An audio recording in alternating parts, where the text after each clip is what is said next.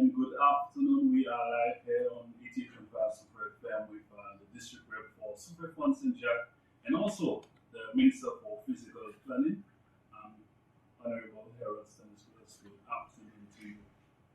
Good afternoon, Romas, and good afternoon, listeners. How are you doing today? Not too bad, not too bad. I'm doing fine. I'm doing fine. Would you say that the pressure is building up, or are you just comfortable that you have this election? Oh, I'm very comfortable that I have everything under control. I prepared myself a long time for this day, and everything is going as planned, as smoothly as we planned. So there is no pressure, just doing what is supposed to be done, what was planned for many, many months ago. And we're just moving smoothly and ensuring that persons are going to be heading to the polls on June 26th to cast their ballot and to return me to office as a parliamentarian. All right, perfect. But I want to make a slight correction when you, in your introduction, introduced me as Honorable Harold Stanislas, District Rep. And I am no longer the District Rep for Oh, Super Funds the and Parliament have already been dissolved. Yes, Parliament is already dissolved, so there is no district rep for any of the constituencies in St. Lucia. Of course, Sufa is an exception. However, the executive, the cabinet is still in place. So it's just that the Parliament is dissolved, so there are no members of Parliament to represent as district reps. But there's continuity of governance, so the cabinet of ministers is still legally in place. So I am only a minister of physical planning, but not a parliamentarian. All right. So if there's any last minute decisions that needs to be made, but you can still do that. Oh yes. Yeah, we just cannot go on conventionally and initiate any new policy decision. But existing policies and programs and projects continues, and we continue to head our departments as ministers of government. Right, that's the next question.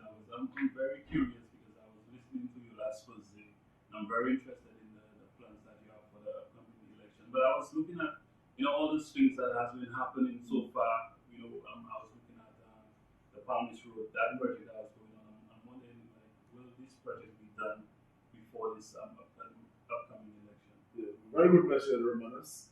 And of course, like I've articulated before, there are many, many plans in the new tool for Super Farms and Jack. And I'm very happy you brought up the Palmis vending facility. This project is currently on the way. And we only have about 18 more days for elections.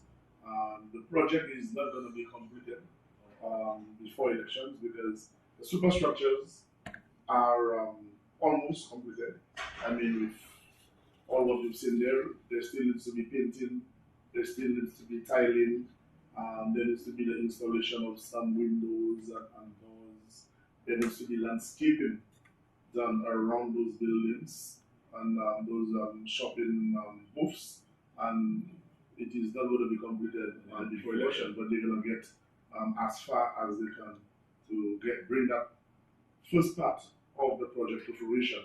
Because we currently have 4 vending plazas there, 1 washroom facility, and we have another 4 to construct. So in all, you're going to have 8 vending booths on that Palmish Road there.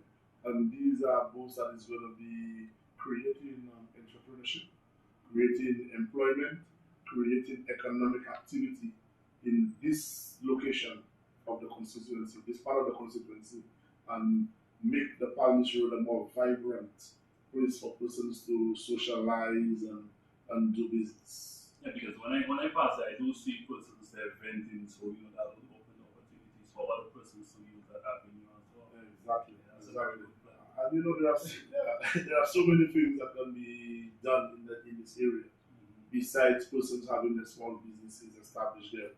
And when we talk about Palmi's vending plaza, small businesses, we're not only talking about the bars and the restaurants. There could be a number of other businesses in this area that make sense, businesses that are viable, that is going to bring in revenue and create opportunities for persons. You could have a barber shop in that area. You could have a salon. You could have a pizzeria.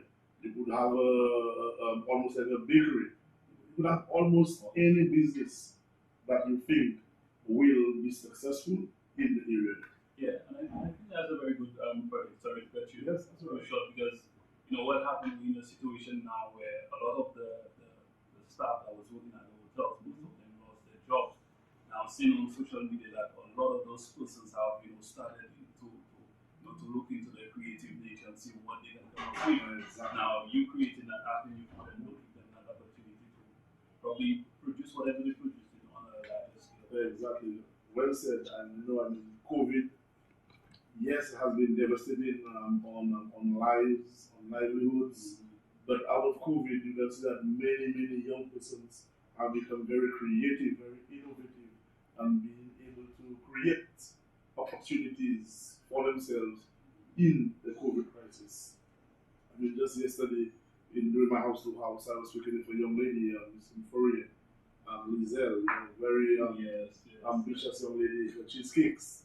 She's soon going to have, I think, sometime next month or at the end of this month, a cheese cake sale, which is an annual thing that she's having.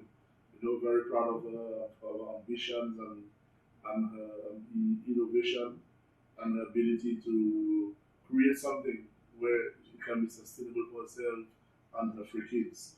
And I was telling her, Lizelle, this is a perfect opportunity. You do it at home, but I am now putting the infrastructure in place so that the young persons like you could afford to rent a booth in that particular location at the Palmer's Vending Plaza or the Old Trafford, where the rent is going to be very cheap, very affordable. You have a space where you can do so much more. You will have your glass case, you will have your chillers, you will have everything, central location, and then people could find you easily. People could come there on a daily basis, evening, sit by a cheesecake, relax their kids, families, boyfriends, girlfriends, couples, and just go for a cheesecake. And you will be able now to employ maybe another 3 young persons to work with you in your small business.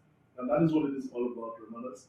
Opportunities for persons, especially young persons who want to become entrepreneurs, who want to contribute to socio-economic development of Sufra Consensus. Yeah, and that would work well because we now in a situation where it's not really a situation, but we have what we call millennials. They don't like to work for people. They do it, but they don't like to do it. So most of them, they want to create their own employment. So that would do them very well. Exactly. And I think many people want to be their own boss. Yeah, a lot of people, who are employed at different areas, different businesses, organizations. They always dream of being their own boss one day. Especially this generation. Especially this generation of young persons. Yeah, but I understand you have a lot of more plans, for Supra and Fonts and Shakas also. Yes. Probably we can continue to outline some of those plans. Very good. Yes, I've outlined quite a few of those plans, and there's so much more to be said to the people of Supra Fonts and Shakas as to what we intend to initiate in the next 5 years. And one such plan, Romanas, is a plan I have for the Fobeni area. Many persons know that the Supra Town Hall is not conducive for any activity, and this was a place where we had many events, many social events, formal events, and it's years now. It's over. I think it's almost 15 years that this building is closed down, and its structure is unsound, so you cannot go in there to do anything. All right, and we used to have shows. We used to have dances. We used to have so many things. Yeah, growing up, I remember exactly. This, yeah. So I believe that the time has come for Sufra Fonts and Jack to have a community center. And I don't want it to be just a community center, like an ordinary community center you get everywhere around the island. I want it to be called a beautiful, modern, well-designed, spacious structure building, which we are going to call the Sufra Community, Cultural, and Theatre Arts Center. Oh, nice. Okay? It's an area where I envisage the Theatre Arts Center to be an area where you could have with a capacity of at least 800 people. Wow. Okay?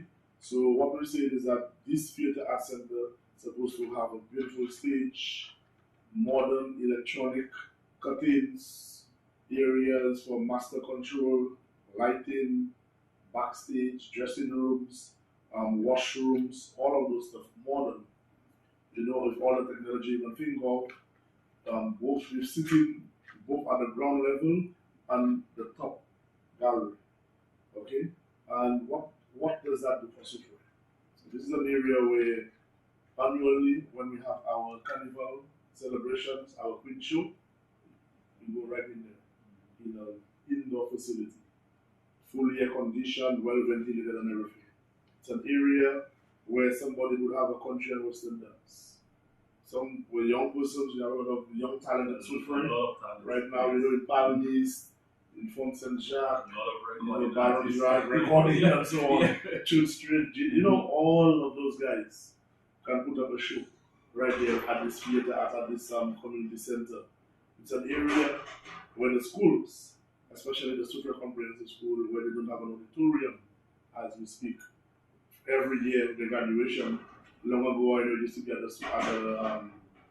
church, the Catholic church, but they've been going to Mount Cooperville every year.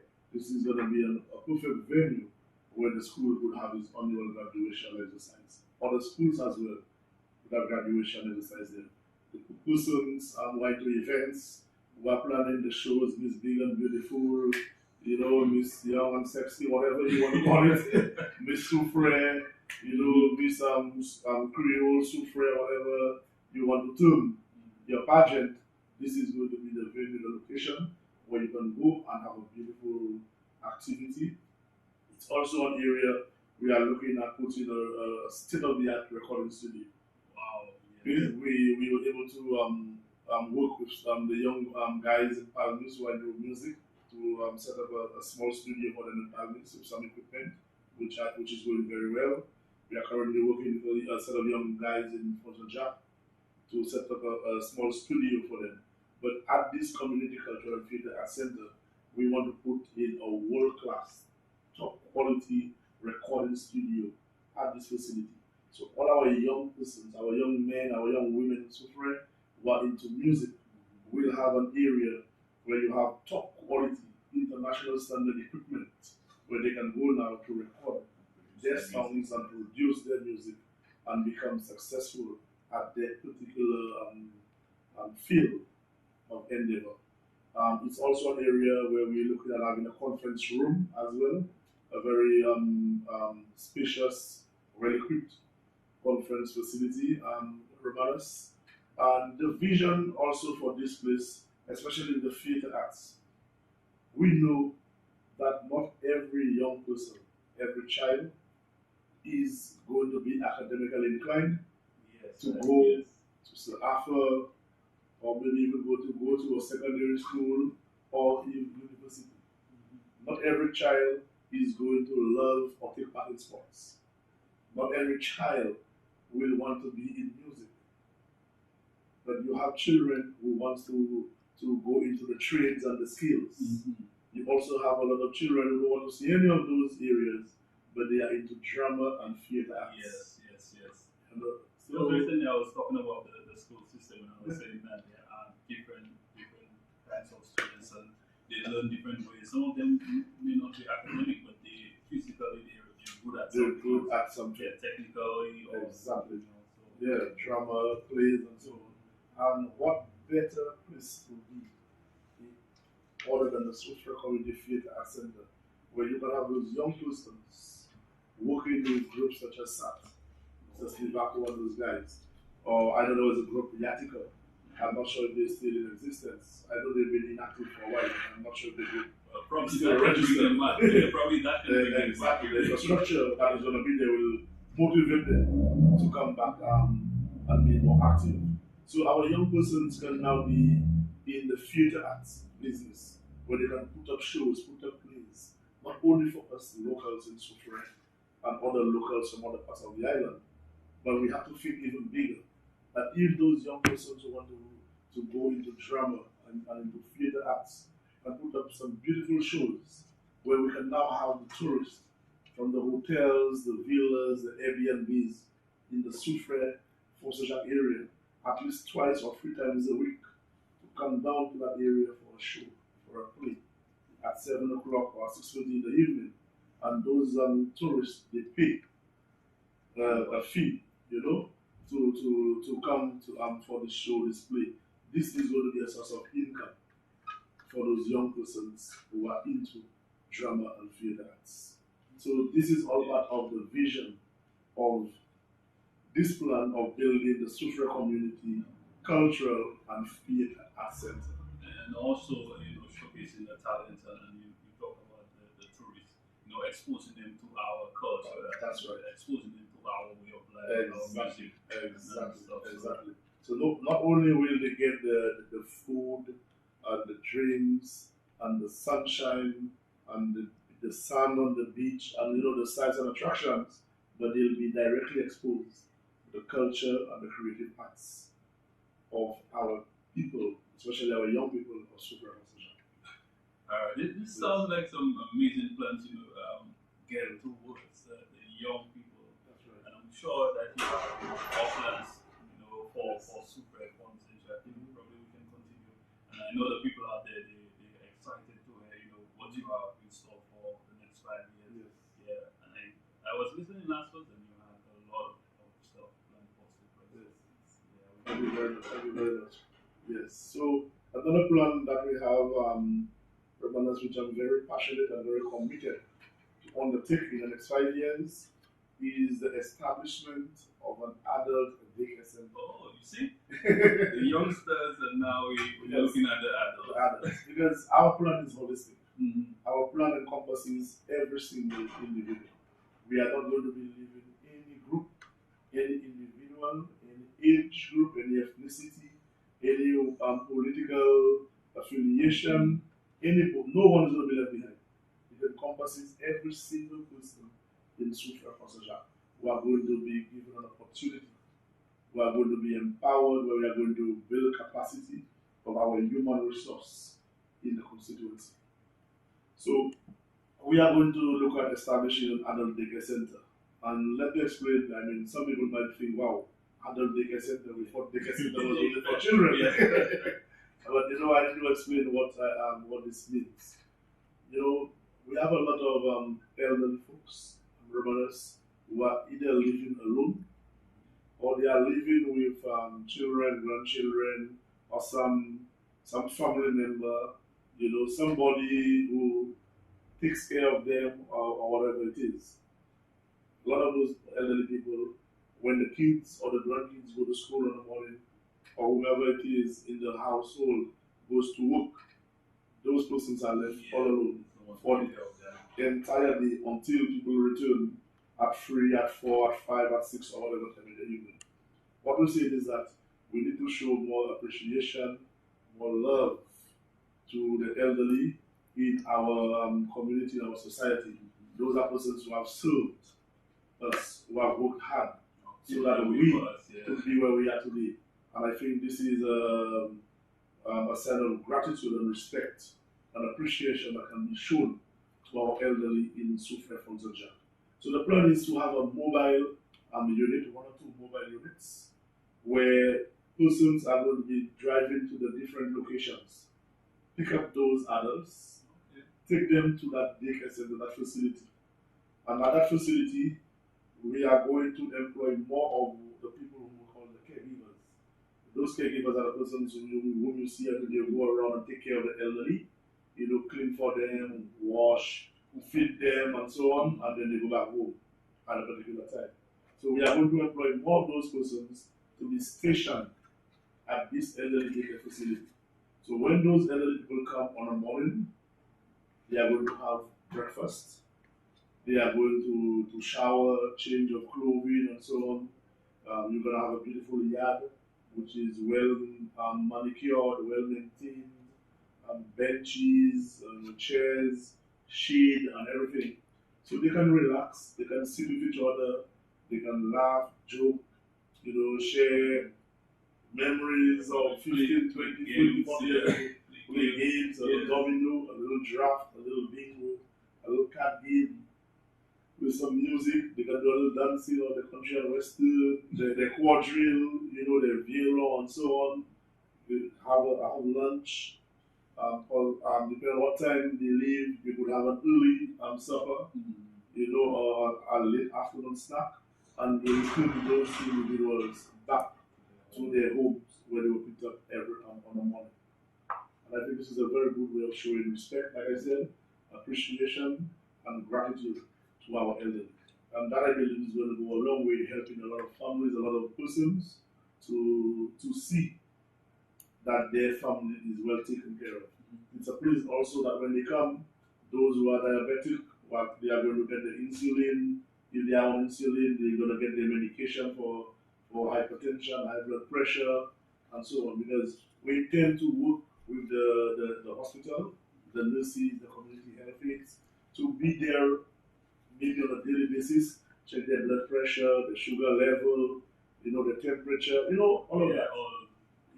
But we put them in an environment which is very conducive, which is welcoming, very relaxing, healthy, so that those persons can live a little longer and know that society cares for them, society cares about them, and they've gotten something in return for what they've done for the development of social infrastructure.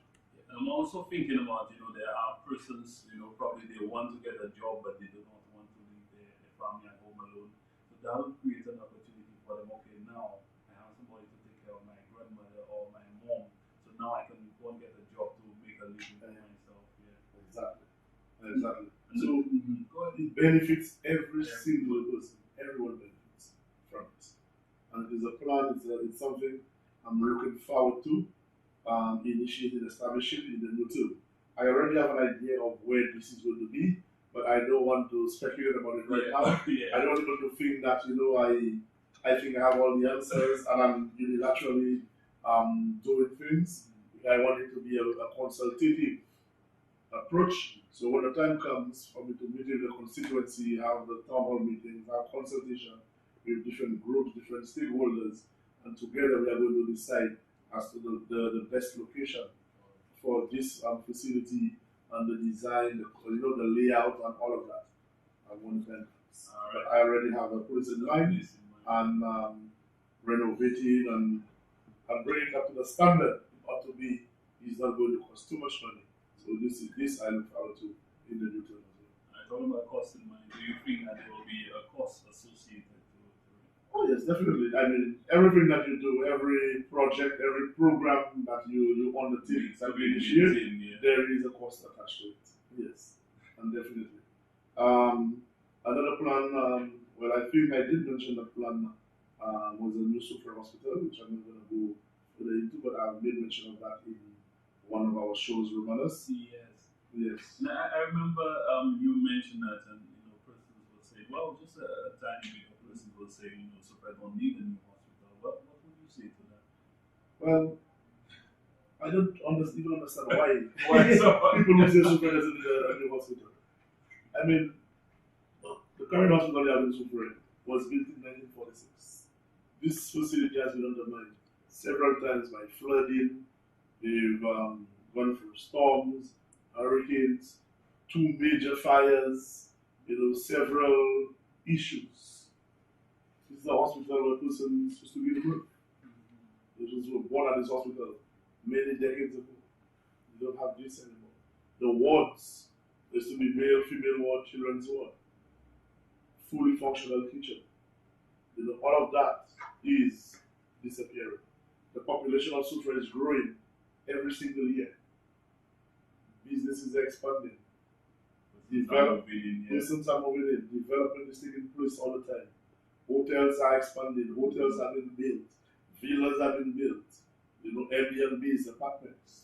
So there needs to be a modern hospital which can serve, meet the purpose of of this time which we are in.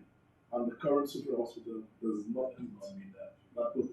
And therefore, we need to be beyond that, and there needs to be a new hospital in Soufrière and Fort Saint-Jacques.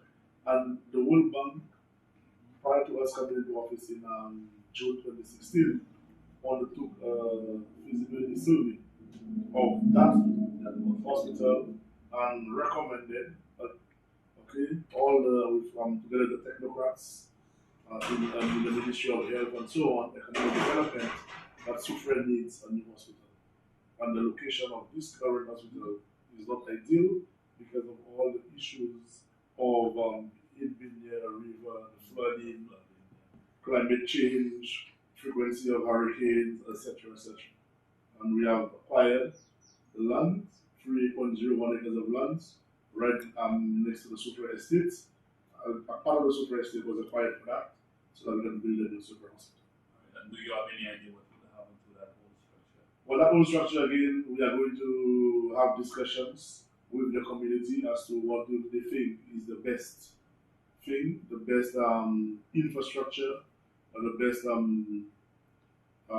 building that this could be converted into to serve the constituency. And also to preserve the history. The history, exactly, exactly. Okay. One of the plans which I have for the new term is the continuation of phase 2 and 3 of Old Trafford. Currently, the market and the bus terminal is phase 1, but we need to build some additional booths there, concession buildings, beautifully designed again with the French architecture, where you are going to have concession booths at very affordable rental prices for our people, especially our young persons who want to be entrepreneurs, who want to be business owners. And I'm so looking forward to this project. This is a project which is going to be done under the OECS competitive tourism project. The money is already there. The surveys and studies have already been done. We already have the drawings, both the renderings and the full working drawings and all of that. But again, we are in general election mode, and therefore we cannot implement this project. But coming out of the elections, this is a project that is going to be implemented. And the third phase of the Old Trafford is going to be a beautifully designed restaurant where we're going to be right there at the edge of the river and on the beachfront there, where you are going to have this beautiful atmosphere, kind of open air like facility to serve both locals and the hospitality sector, the hotels, and of course clean up the beach nicely and beautiful cabanas and lounges and so on, and create another small beach right in this area there. Wow, that's not amazing, but I can just envision all those things happening for Sufre. Again, guys, we are speaking with the district rep for Sufre, Font St. Jack, Honorable Harold Stanislas, and he's talking about all the plans that he has for the upcoming 5 years. If you vote for him to put him in office, and definitely we see that happening. And we have 40 more minutes left on this program, and there are other stuff that we have to talk about. But I want to look at the plans that you have mentioned and maybe ask you, have you secured financing for any of those plans? Yes, well, a lot of those plans and remnants which I have articulated not only today but before, and even those which I have not articulated. A lot of them, there is financing available. There's a financing mechanism available for a lot of those plans. For example, what I said about Old Trafford there, the funds are there already. What is happening there on the Palmer's vending facility, the 4 booths and the additional 4 booths, the funds are there already. This is under the Village Tourism Program, which we initiated. And remember, the government initiated a Village Tourism Program for 3 constituencies: Roseland, Ansgary, and Sufre. And this is part of my allocation for village tourism taking place right there at on the Palmer's vending facility. I've articulated the Barons Drive boardwalk and small business development.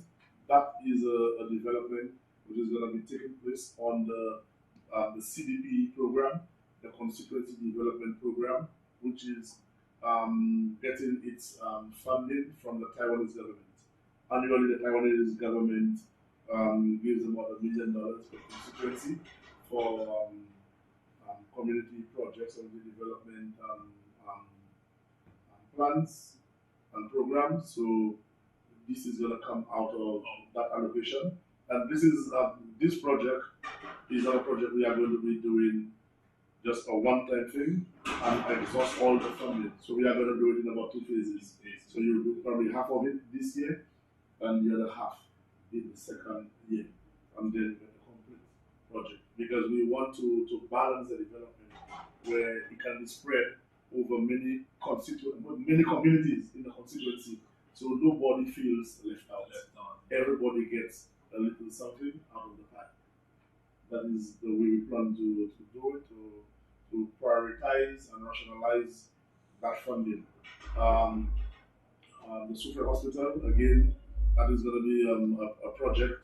The funding has been identified um, during our term in office, and coming back into office after the general election is just a continuation of the development. The administrative building I spoke about, where the old town hall building is, where you're going to have all government offices, new offices, and decentralization of all key government services. That is going to be done under Bolt agreement. Very likely it will be Nipro or some other developer, where they are going to be funding the project, listening to government for 15 years, and after 15 years, government owns the buildings. You know, the cricket facility, the monies are already there under the sports infrastructure program, and also NLA. So it's a continuation of the cricket grounds as well as the other facilities to come at the mini stadium. For Benin, where you have where I just spoke about the community cultural theatre art center, this is a project which we are going to look at funding through the World Bank or some form of EU or CDB funding. Same thing goes for the Library ICT Center under the Ministry of Education. We are going to look into tapping into some of the funding they have for the EQUIP project to establish this facility. So a lot of what I'm telling you there is very realistic. It is they can come into fruition with proper planning and proper implement structures and implementation. You know? And if you do form government, and when you do, how soon can you expect you to start working on any of those projects? And are there any that you want to be priority? Well, this is the beauty of continuity of governance. Yes. And a new government coming into play will halt everything, and it will take months, maybe a year or more, for you to see any major implementation of any project, especially capital project, especially at this difficult point in time with the pandemic and the revenue situation and so on. But with this government in place, so much which we have accomplished, so much which we are currently doing, and the plans and the vision that we have to continue working for the people of Sufra, the people of St. Lucia, it is just going to be a continuation of our programs, some of our policies, and so on. So it will be very, very easily, it's going to be a seamless transition into this new term to continue executing, implementing the programs and projects which I have outlined, which I have alluded to in the past and today. Some of them can be implemented within months. For example, Old Trafford, the CDP projects and so on. Within months of coming into office, we can start implementation of those projects. You know, the administrative building, the community center, etc. We have the renderings, but you have to go through working drawings, approvals, and so on, which will take a couple of weeks, a couple of months, and so on. But there are a lot of those programs which I'm talking about, a lot of those developments, those plans coming back into government within months. We can start the implementation of those projects. All right, perfect. We're going to move on. You have outlined so many plans, and I'm sure that we're going to have to come back here, to probably dive in a little more on some of those plans. But That's right. as we're running out of time a little bit, and we have to speak about what happened last week, Hurricane Elsa, and the damage that it caused to St. Lucia, within a split seconds. Right. there was damages done in Sucre, in the family losing a loved one. Have the government done anything to ascertain the damage and see what they can do to help Sucre and especially the farmers get back on their feet? Yes. First of all, let me extend my sincere condolences again to the family of Peter Victor of Fontaine, who lose his life in Hurricane Elsa as a result of his house and the roof collapsing onto his stomach and succumbing to that. Um, May his soul rest in peace, and I wish the family God's richest blessings, love, strength at this point in time. I know it's a difficult time for the family, and I hope that they will get strength from each other and from the community of Fort Saint Jacques and Soufrière so that they can get through with the passing of Peter Victor. Once again, Romanas, it shows us how vulnerable we are as a small island, vulnerable to external shocks, not only pandemic and oil prices and financial crisis, but Mother Nature.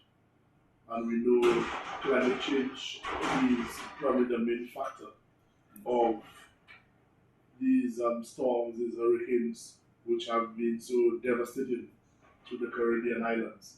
And St. Lucia have not been spared. And as you well said last week, we suffered some damages, I would say, as a result of Hurricane Elsa.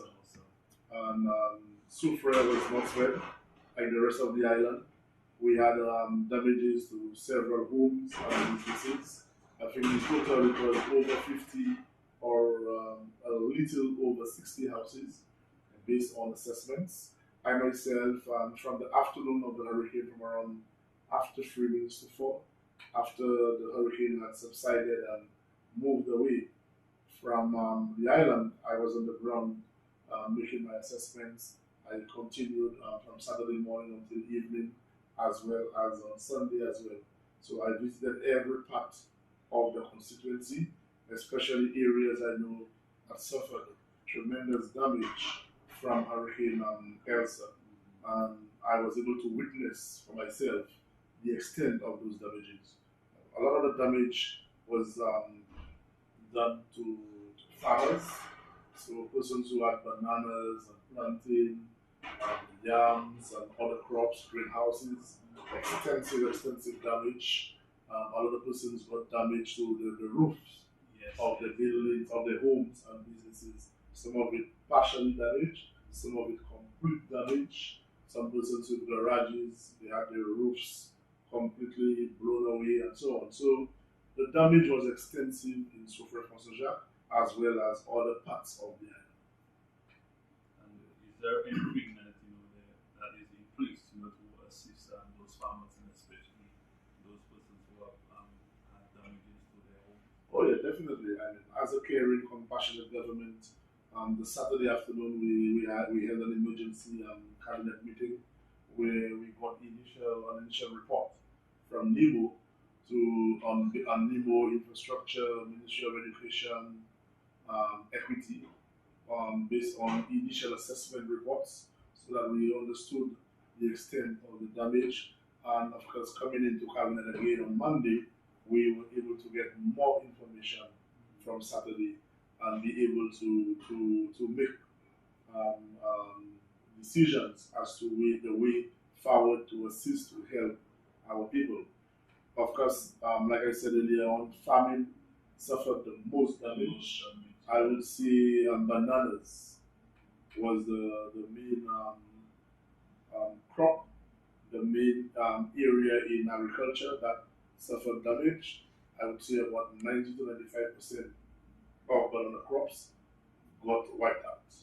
So yeah, we had I think over 80 greenhouses island-wide completely damaged. We had other root crops, tree crops that got damaged. So I believe all in all, the estimate in agriculture alone was over $34 million worth of damages. And of course, many houses throughout the length and breadth of the island. I think almost 1,000 households and businesses suffered damage in terms of roof and structures and so on. So the government, of course, wasted no time in making the request from the Ministry of Finance in getting the needed funds to assist our farmers to get back on their feet as quickly as possible. As you know, agriculture is very, very Very important important, yeah, to to all the sectors, economic yeah. development of this country. All the sectors in agriculture, especially our most important sector, tourism. So we want those guys to get back on the feet as soon as possible, and a certain amount of money is going to be made available to the Ministry of Agriculture to assist our farmers directly in cleaning, replanting, input assistance, and so on, and financial assistance, etc. Also, mechanisms was put in place for persons who suffered damages from their households, and I think very soon we are going to get word from the Ministry of Equity as to the process of persons who suffered damages to their homes to be able to access assistance to help with repairs and rebuilding, etc. As parliamentary representative, I will ensure that the people of Suffren who suffered as a result of Hurricane Elsa will get their fair share of assistance from central government to rebuild and to build back stronger after this disaster. Especially our farmers as well throughout the length and breadth of the constituency. I will ensure that they get what is rightfully deserved of them from whatever allocation, whatever resources are available at central government to our farmers in the constituency. But there is help on the way, and it's just a matter of time, matter of days, before our people in Soufrière Frontenac, farmers, homeowners can access the resources to build back. All right. Thank you so much, for showing your caring nature and to those persons who probably got some damages to the crops and to the homes as well. We have a few more minutes left. I want you probably to take some minutes, to take some time, speak to the people out there. The election is just a few days away, and you need those persons to go out and vote for you.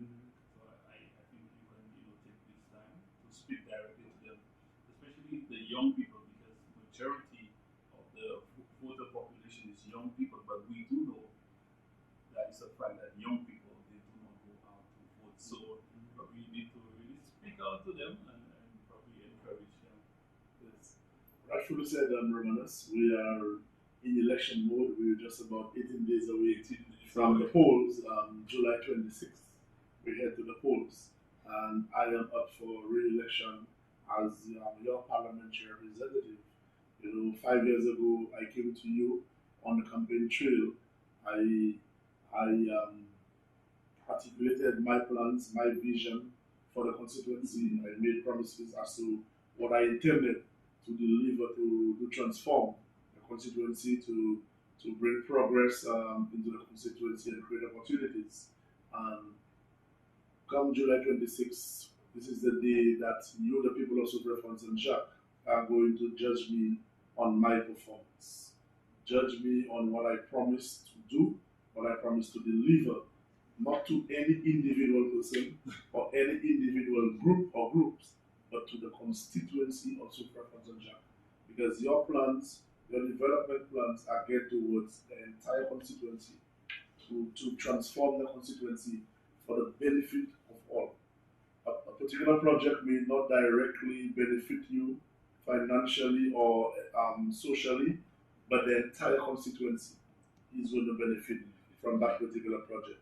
And I did promise you, the people of Soufrière Frontenac, you, the young people, that I was going to come and make a difference, make a change. And I believe that I am satisfied that I have made a great change in the landscape of Soufrière. I have been able, with the help of the Honorable Prime Minister, Minister of Finance, his support. This is a gentleman who loves Soufrière, who is supportive of the socio-economic development of Soufrière.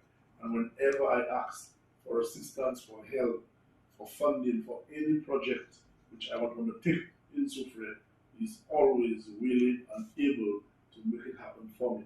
So I want to thank the Prime Minister for his support, and of course the rest of my cabinet colleagues for their support. We are on the eve of elections again. We are only days away, and I'm going to be starting. I'm doing my house to house, coming to your homes, again, sharing my plans, my ideas, asking for your support. We are starting a series of public meetings where I am going to be again articulating our achievements and our plans on the way forward. So I am going to be coming to you, especially the young people. I think this is a grouping demographic which is very, very critical for the development of Soufrière France and Jacques.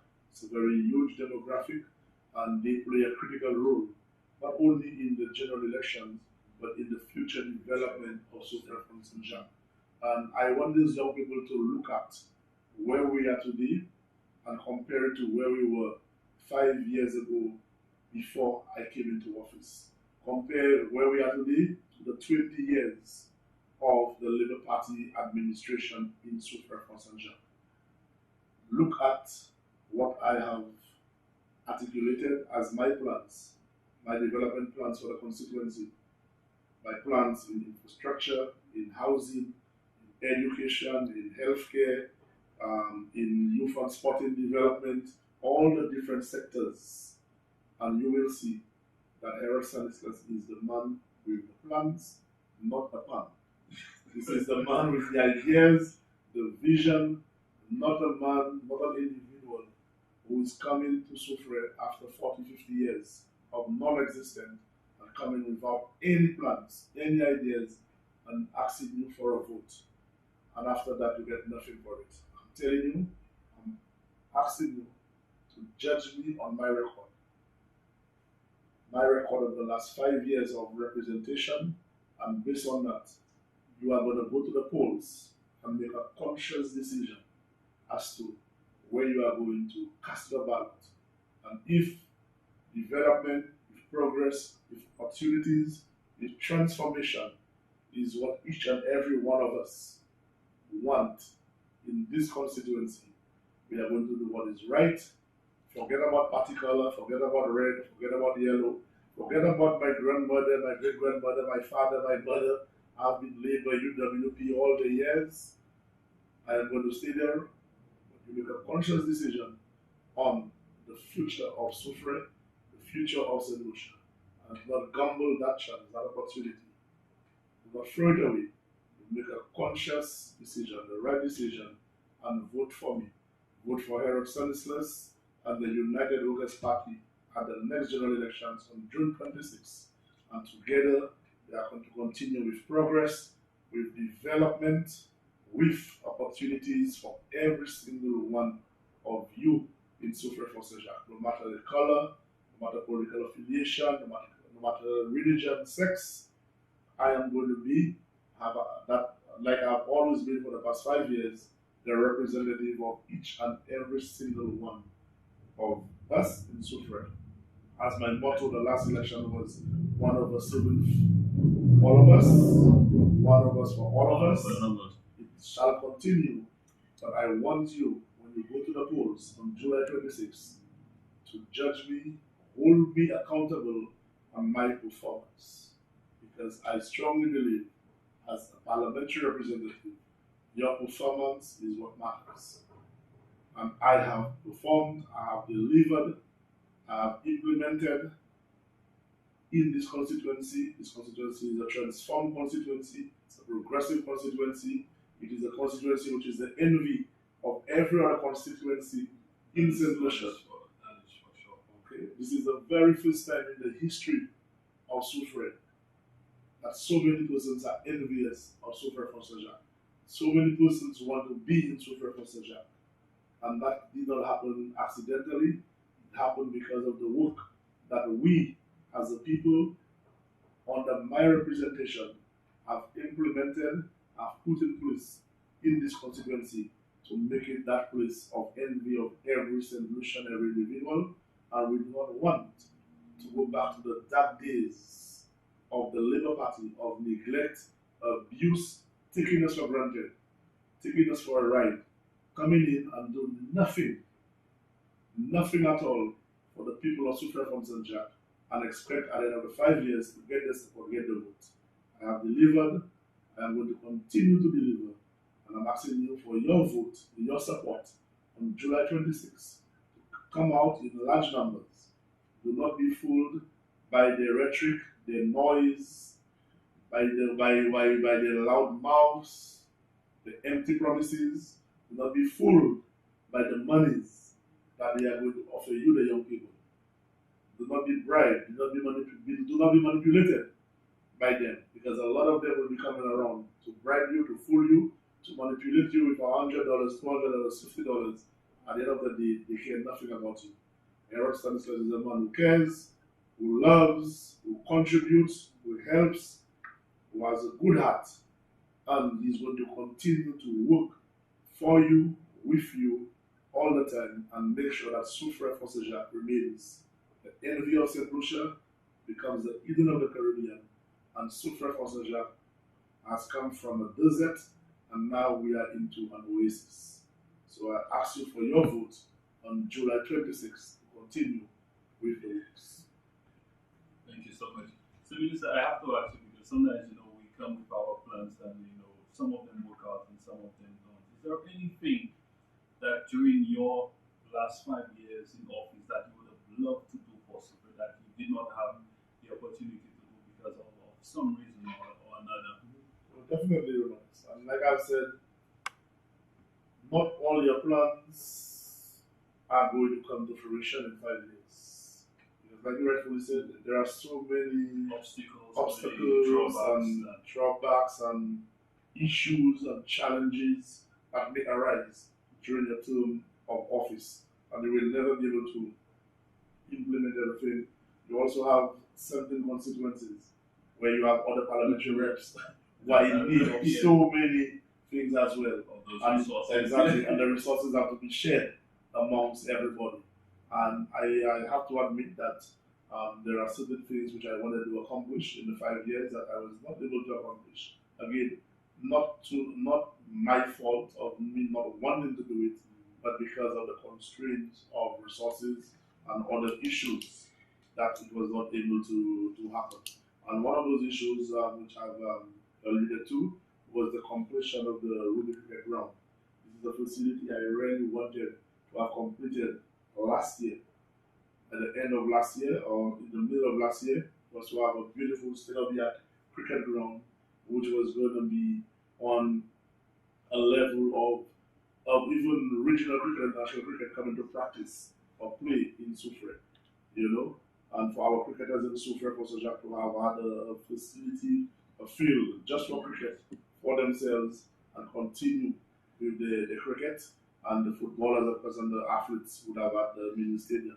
So that was not able to be completed in this first term, but I look forward in the second term for the completion of this facility.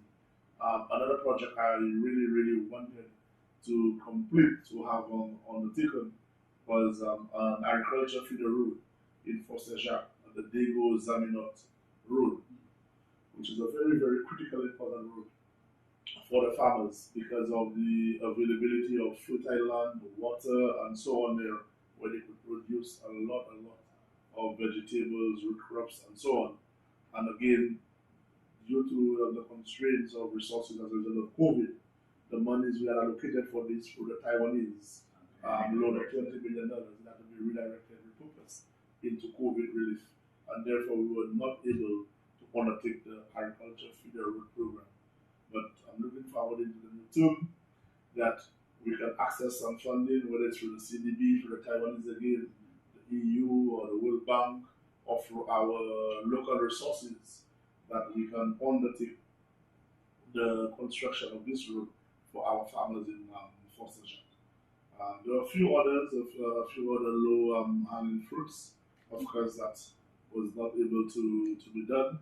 But we're looking forward to the new term to get the resources, get things in order, prioritize, and ensure that we're able to deliver as much as possible, as much as we can, to you, the people of Soufrière Fonsègue, so that the development plan can be holistic and, like I said earlier, encompasses every single individual, every single group, every single organization to benefit from whatever that is going to be taking place in Soufrière Concession.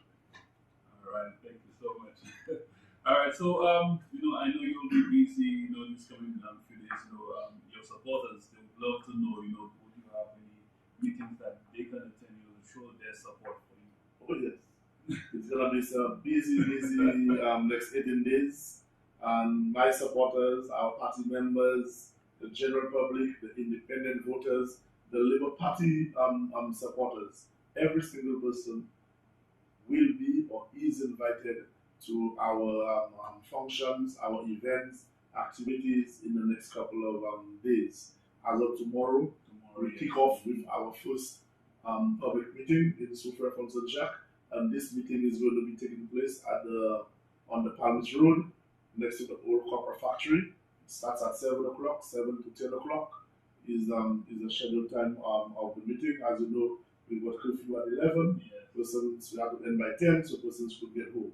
So we're inviting every single one of you, everybody, to come to this first public meeting of the United Workers' Party, the performance trade, the H performance trade, so that you could hear our speakers articulate their approval of my tenure as parliamentary rep in Soufrière Fontaine Jacques, and to hear from me of my accomplishments and my plans on the way forward.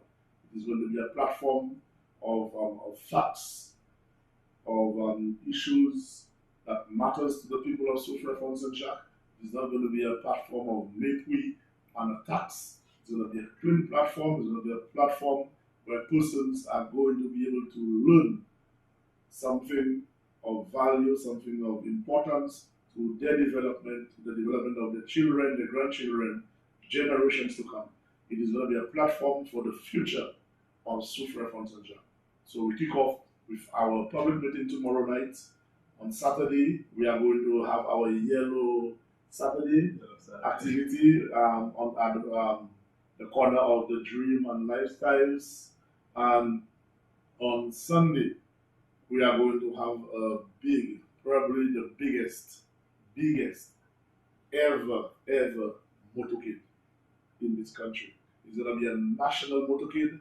The United Workers' Party train, the Flambeau train, from every nook and cranny corner of St. Lucia, from the north to the south to the west to the east, we are having a national island motorcade where every single constituency is going to be on the road on Sunday for this national motorcade. So we're asking you, our supporters, our well-wishers, Labour Party, everybody, to join that Flambeau motorcade on Sunday and show our strength, our resolve, our resilience, show that the Flambeau trade is on that ride for victory, because victory is what we are going to get on July 26th. Harold Stanislas is going to be re-elected as parliamentary representative of Soufrière Fontaine Jacques. Alan Chasney is going to be re-elected as Prime Minister.